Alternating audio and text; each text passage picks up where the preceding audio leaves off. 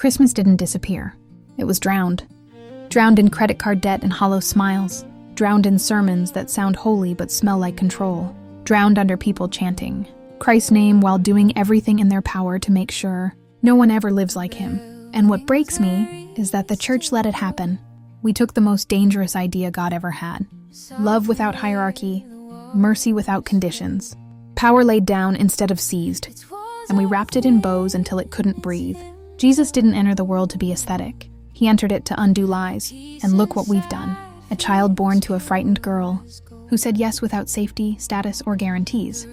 Reduced to a seasonal prop. A God who fled state violence as an infant. Now invoked by people who cheer state violence with hymns on their lips. And somehow we call this holy. No, this isn't reverence. This is spiritual theft. Christofascism isn't faith gone too far. It's fear pretending to be God.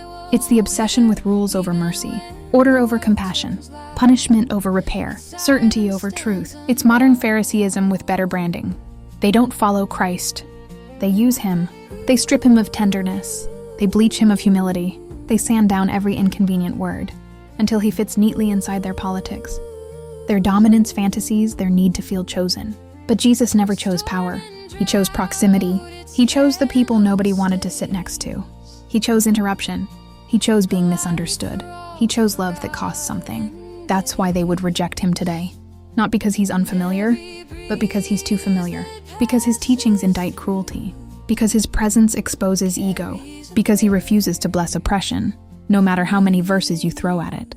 So here we are, lighting candles for a Christ we would silence, singing about peace while sharpening knives, calling this season sacred, while denying the sacredness of human beings. And I am done pretending this is fine. I am done nodding along while the most tender story in history is turned into a marketing cycle and a weapon. I am done watching people hide brutality behind scripture and then act offended when someone names it. If your Christianity makes you colder, harsher, meaner, it is not Christianity.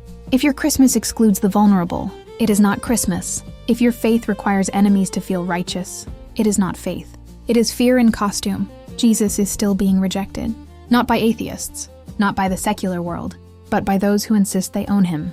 Refuse to accept this counterfeit Christianity. Refuse to celebrate cruelty dressed as tradition. Refuse to confuse noise with holiness. Refuse to let Christ's name be used as cover for harm. Stop clapping. Stop excusing.